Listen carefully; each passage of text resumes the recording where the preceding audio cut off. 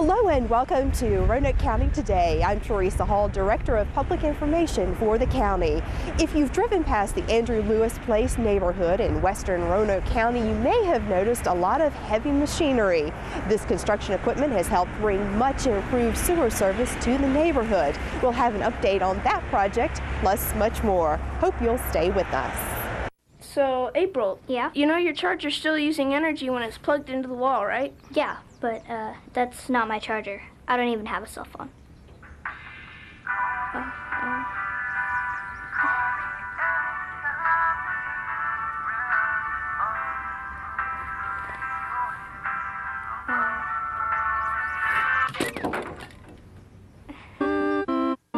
Millions of kids are using their energy wisely.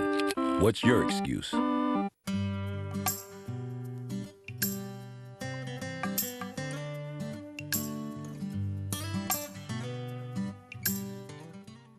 Welcome back. I'm here with Brent Robertson, who is Roanoke County's Director of Management and Budget, to talk about the budget process and where we are this fiscal year and next fiscal year. Brent, thanks for coming on the show today. Oh, you're welcome.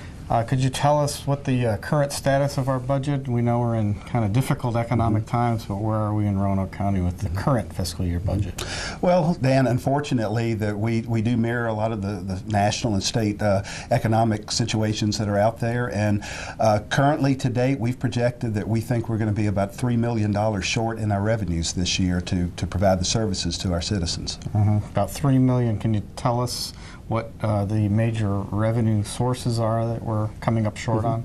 There are quite a few, but the majority of the $3 million deficit revolves around our biggest categories, which are real estate revenues and personal property. But in addition, all economically driven revenues are showing some stress these days, whether it's sales tax, business license, and even our investment income is down significantly. So about $3 million so far this year. And what actions are we taking to deal with this revenue shortfall? We have taken a number of actions. The first one, we went back to the departments and asked them to prepare scenario cuts of 5, 10, 15%, and we went through with the departments and actually reduced their budgets probably on average around 5% of their operating funds for the current year, some a little more, some a little less. In addition, we are freezing all hiring.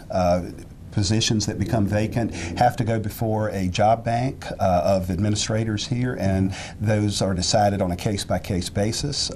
Those two actions are providing most of the remediation of the $3 million, but we've also deferred some capital projects that we had on the boards that we hope to just defer for a short period.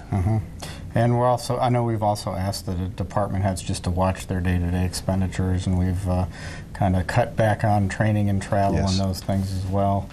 So we are doing quite a few things. Yes. Now you said we cut about 5% from each department, but we didn't really do that across the board, did we? It varies depending on department. Can you tell us what the rationale for making those decisions is? Right. Obviously, the Board of Supervisors have long made public safety a high priority for them. So the departments along those lines, such as police, fire and rescue, and social services, we pretty much held harmless with that. And those are a couple of the departments that we are still hiring positions in. Okay, so basically public safety and social services are the ones that we're really trying to look out for because of the vital function that they serve. Yes. How about next fiscal year? We're in the middle of the budget process to get ready for the fiscal year that begins July 1st. What does that look like?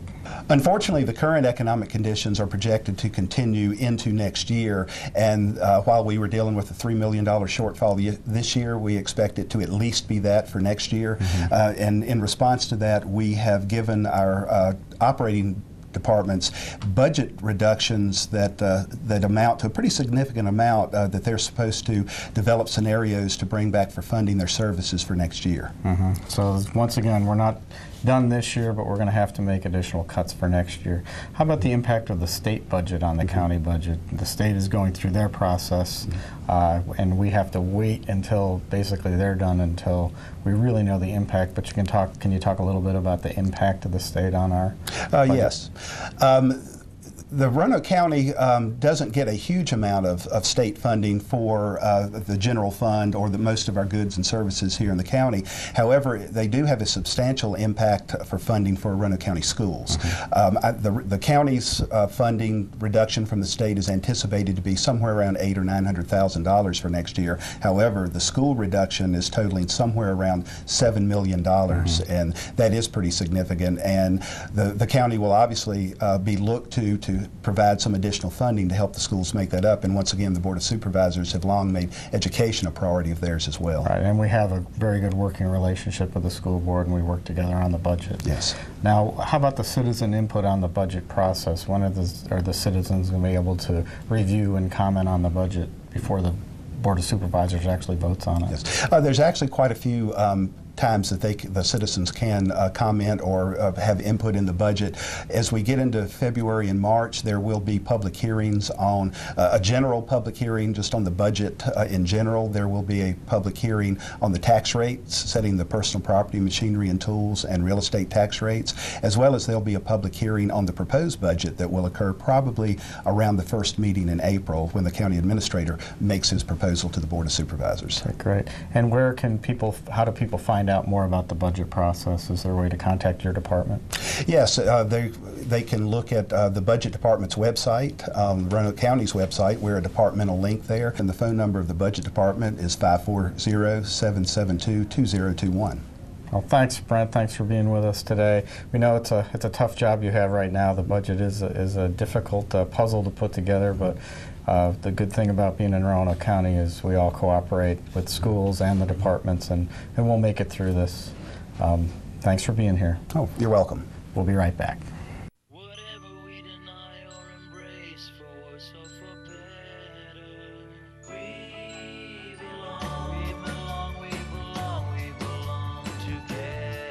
Underneath everything we are, underneath everything we do, we are all people, connected, interdependent, united.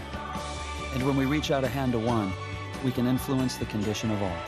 That's what it means to live united.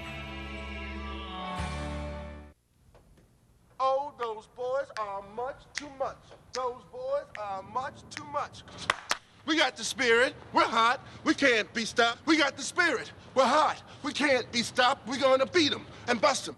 Beat them. The smallest moments can have the biggest impact on a child's life. Let's get a little bit rowdy. R-O-W-D-Y. Take time to be a dad today. Oh, those boys are much too much.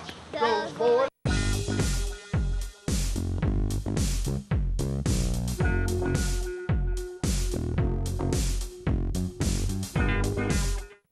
Over the past year, we've talked about a much-needed project in the western part of Roanoke County. The project involves bringing sewer service to the residents who live in the Andrew Lewis Place neighborhood near Glenver. Sarah Baumgartner is with the Western Virginia Water Authority and is here to bring us an update on this project. Sarah, before we jump into that part, I'd like to sort of talk about the need for this project and the grant that made this project happen. Sure. About a year and a half ago, we applied for a grant with Roanoke County through the Department of Housing and Community Development. The grant was intended to improve water quality in the southern rivers, one of those being the Roanoke River. And in this neighborhood, we were looking at residents who had aging or failing septic systems that could have leached sewers to the Roanoke River. So we were able to extend sewer service to them to allow them to disconnect those failing septic systems and properly treat their wastewater. In the end, you actually ended up getting more interest from residents here in this neighborhood than you thought, than you originally planned for. Right, that was very positive. We did some community meetings, met with a lot of people. Our goal was to get about 31 residents involved in the project. Right now, 45 have connected. That's great. And when we put this out to bid, the bids came back very favorably. So we were able to extend the sewer lines farther than we had originally planned and connect more people. Even better news then. And what has been the reception from the folks who are out here? Once the project got started, a lot of enthusiasm, relief to have a solution to some of the things that they've been dealing with. Right, and that's what we heard, is a lot of relief. We had questions at first during our public meetings, but our Chief engineer on this project, Cassandra Altis, took the time to go door to door, meet with people, explain the project on a personal level, and the overall response was fantastic. We even had residents encouraging residents, this is a good thing, hook up. Well, the communication is such an important or vital part of any process. Right. What have been the benefits? Aside from the benefits to the citizens, there have to be community-wide benefits too in terms of the water quality. Right, and the goal was to help the Roanoke River, and we were able to do that. So any septic system that may have been failing and leaching something out to the soil, that is no longer going to reach the Roanoke River. All the sewage is going to be sent through these new pipes, through the wastewater distribution system to the regional plant where it's going to be fully treated. With this grant, how much money did you qualify for? The grant was almost $800,000, and we used that to extend the sewer lines about 5,200 feet throughout the neighborhood here. And if people are watching and want more information about the grant or about the project itself, where can they turn? We encourage them to give us a call. Call the Western Virginia Water Authority at 853-5700. Well, I know it's awfully cold out here, but is there anything you'd like to add before we wrap up the segment? I would say the project, as far as putting in all the sewer laterals, has been completed. As soon as it warms up and we're able to put down asphalt, we will come back and repave and finish up the reconstruction work. All right. Sarah, as always, thank you so much for sharing this update. We appreciate it. Thanks, Teresa. And stay with us, everyone. We'll be right back.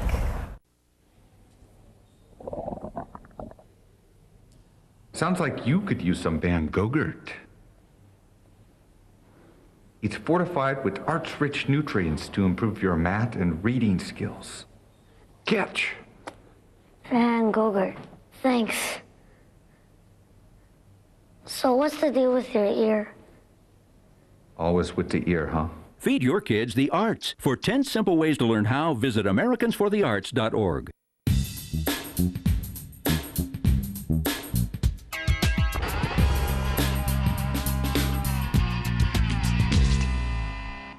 I'm Jennifer Conley Sexton with Roanoke County Fire and Rescue Department. I'm on our construction site for our new fire and rescue station, and I'm joined by Division Chief Todd Maxey, who's going to tell us how the project is coming along. Hi, Chief Maxey. Thank you, Jennifer. How are you? It's glad to be here today. Thanks for being with me.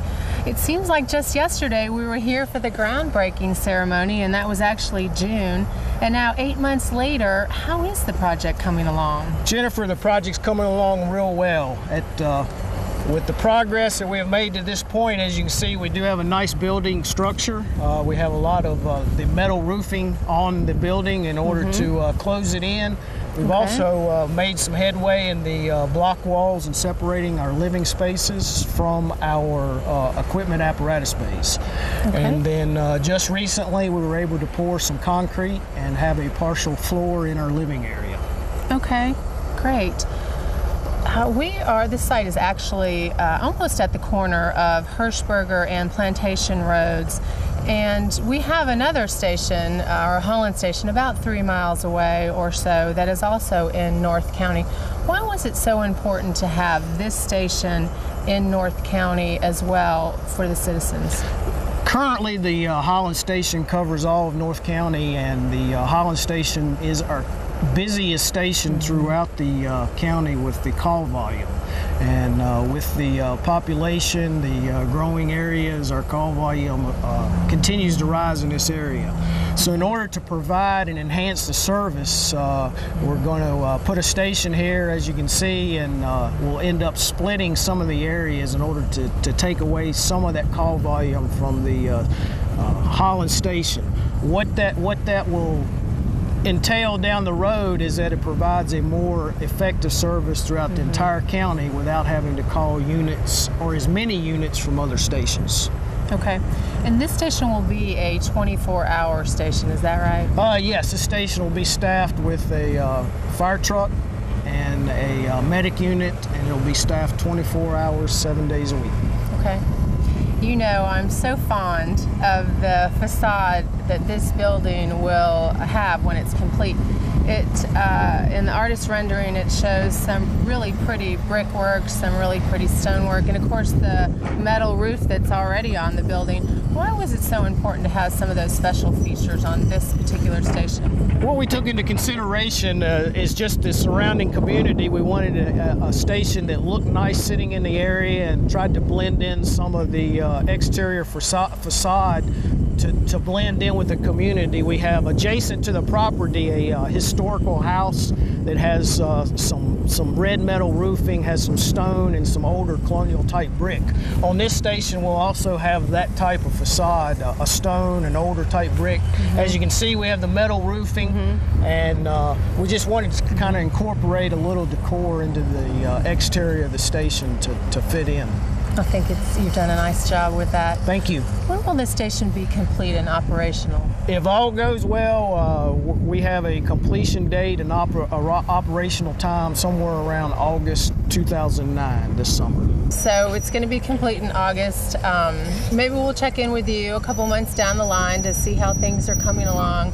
I know you've been the manager on this project and you've done a really nice job, so we thank you for that, Todd, and perhaps we'll check in with you down the road a little bit.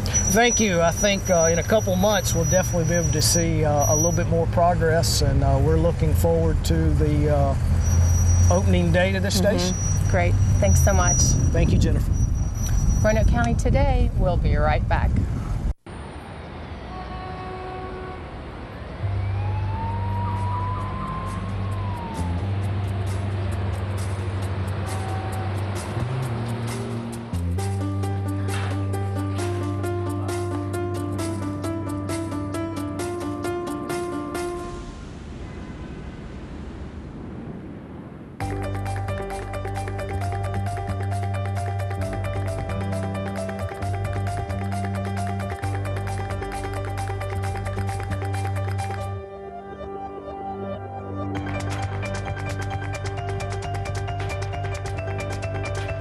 Big dreams and good grades aren't enough to get into college.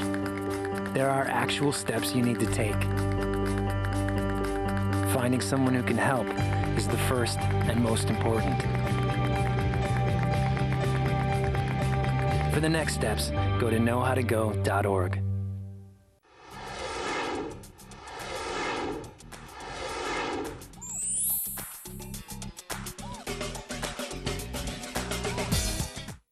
Today we have with us Jimmy Chapman, who is serving as our director for the Roanoke County Criminal Justice Academy. Jimmy, thanks for being with us today. Thank you. Can you tell us, first of all, what is a Criminal Justice Academy? Yeah, absolutely.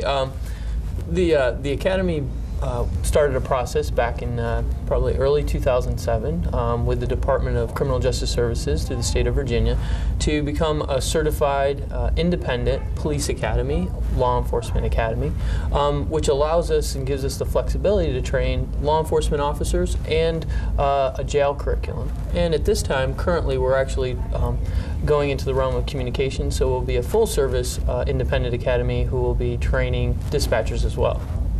Why would we in Roanoke County need to have a Criminal Justice Academy? Well, it seems that there's been a substantial growth in training in general for criminal justice practitioners. Whether through accreditation, there's a variety of different training components that are required, as well as just maintaining those that are required for the state to maintain certification for the officers. So based on some of those needs, both from an in-service level as well as a basic level, that was what drove us, had the desire to obtain the status of an independent academy. So who are your clients? I know you say Roanoke County. Which departments and agencies? Certainly. Police Department, Roanoke County Police Department, Roanoke County Sheriff's Office, and we currently have a contract with the Western Virginia Regional Jail, and that facility is not open. I believe they're looking at an opening date of March 9th, and we are in a process of training their folks, actually about 100 of their people, and getting ready for graduation this Thursday. Great. So how many classes have you actually been able to graduate, and how many students does that represent? Certainly.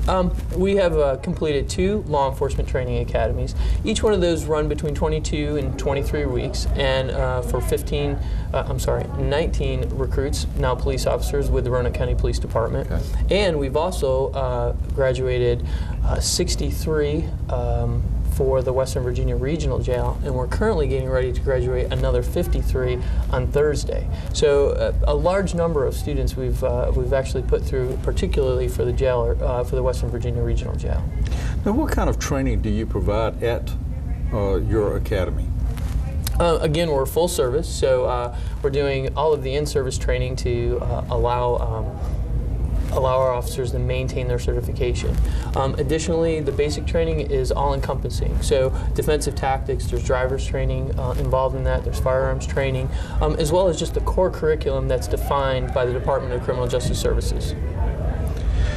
So how has the academy grown? I know that you mentioned with the jail authority, and I believe you've also had classes just for our sheriff's office as well, for his corrections officers and deputies as well. That's correct. It's been very exciting. It's been very dynamic, and we have gone through a variety of growth, particularly the challenges of just training a class of 53 students with some limitations to the facility that we're in, as well as just the dynamics every day with the class. So yeah, our first jailer class was just about 10 or 12 students, and we moved from 10 to 12 right into 53. So that's an enormous growth right there. Although a bit unusual because of the facility is just opening, so a bit unique for us, but a great challenge. We were up for it, and feel relatively successful with both classes. I know that for your first classes, you held those at the public safety facility for the county. What are your plans for the future? We'll continuing to utilize that space as best we can. We may not be the best neighbors at times, but we certainly have made concessions to work with those that are within the facility, as well as they have as well. Bringing that many people in on a daily basis and to conduct training can be a bit disruptive, but we've all made concessions along the way to try to be the best neighbors we possibly can. Certainly looking forward to exploring other opportunities or other facilities that may be available to house our training. I know that our officers have received fantastic training. You have great instructors that you've used, and I'm quite proud of the certifications and the training that they have received. I look forward to meeting with you again at some time in the future, and perhaps we can see some demonstrations of some of the class activities. Absolutely. It's been a pleasure. Thank you for being with us today. I'm starving. What's for breakfast? Guten Tag! Johannes, Franz! I bring you arts-enriched Raisinblams, fortified with increased test scores and creative problem-solving skills. It's good! And good for you. Bobby? Susie? Don't worry, that's just the power of the arts! Feed your kids the arts. For 10 simple ways to learn how, visit AmericansForTheArts.org. My pot of gold, your daddy's little girl, till heaven home.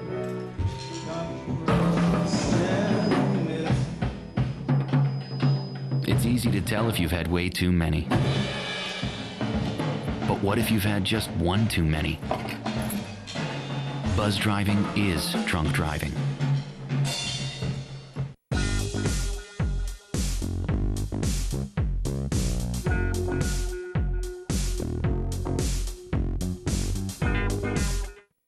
Welcome back. I'm Dan O'Donnell, Assistant County Administrator, and I'm here today with Bill Hunter, who is our Infrastructure Services Manager with the Roanoke County Department of Information Technology. We've heard a lot lately about digital and analog transitions with televisions, but we're here today to talk about an analog transition to digital for the county's emergency radio system. Welcome, Bill. Glad to have you with us today. Thank you. Could you tell us a little bit about why we are changing, what this means, the transition from analog to digital? Actually, it's much like the television that you've been hearing about, in that analog is becoming a thing of the past. And the current radio system the county has is over 20 years old, and we use it for all our public safety needs. So it's important that we change it now while they're still, before it reaches its end of its active life and when parts are no longer available for it, to keep the best equipment available for our police and fire and rescue personnel. Okay. So what does it mean to go from analog to digital? What's the work involved in the project? The project involves updating all 4 of the county's radio sites, our main site at the Public Safety Center on Cove Road, We'll also be updating the dispatch centers for 911 systems at the city and the county and the town of Benton. And who all is affected? You mentioned public safety, fire, police. Are there other agencies that are going to be affected by this change? All of the county users will be affected. And then the other users outside the county that desire to go at this time to digital will be affected. And they'll be receiving new equipment between now and October. The users who aren't going digital will still be able to communicate with us. And so it won't affect the ability that we have now to work with the other agencies in the valley. Now, there are some major advantages from going from analog to digital. Can you tell us what extra capabilities we get? Digital is a much higher quality signal, and it'll be broadcast at a little bit higher power. And I guess the easiest way is, I think everybody's talked on old telephones or your old cell phones that had scratchy reception where you could barely hear. And with digital, the signal is crystal clear all the time. The other main advantage we have with digital systems is the capability to encrypt secure message traffic that's especially helpful for police. Right, I guess they don't want to have people that can listen into some kind of communication, so that is important. Tell us about all the equipment that has to be changed. It's not just the radio you hold in your hand, but there's an awful lot of other work involved. Can you tell us what that is? That's true. Like we said before, the radio equipment we have now is over 20 years old. Well, all the support equipment at the sites is also over 20 years old. So the power requirements for the digital systems are different than the analog systems. So we're going to be updating all the power, the uninterrupted power supply systems, and the entire infrastructure of the site to go with that. Fortunately, the antenna systems will remain the same, and they don't care if it's analog or digital, they broadcast it just the same. Great. How long is this work going to take before it's completed? We'll have the system operational in October of this year, but the whole process started about 2 years ago. And like I said, with the site work that had to go into it, there's also frequency coordination that has to take place with the Federal Communications Commission to change the existing frequencies we have now from analog to digital as far as the licensing of it goes. While this work's been going on, of course, we hadn't been able to interrupt the existing radio system that provide the public with their police and fire and rescue response right now. So you've had that balance of updating the sites while not interrupting the radio system. Well, that's a lot of work going on, and it's definitely needed. 20-plus-year-old radio system. Where can our viewers go for more information to find out more about the project? That's easy. If you go to RoanokeCountyVA.gov and follow the link for About Roanoke County, you'll see the update on this and all our other capital projects under the Capital Projects Update link. Well, Bill, thanks for being with us today. It's good information to know that we're upgrading emergency communications as we should be. Thanks for having me. We'll be right back. We can all be more energy efficient. It's easy. Use energy-saving light bulbs. Energy Smart Power Strips. And turn off electronics and appliances when not in use. Learn what you can do today at energy.gov/tink.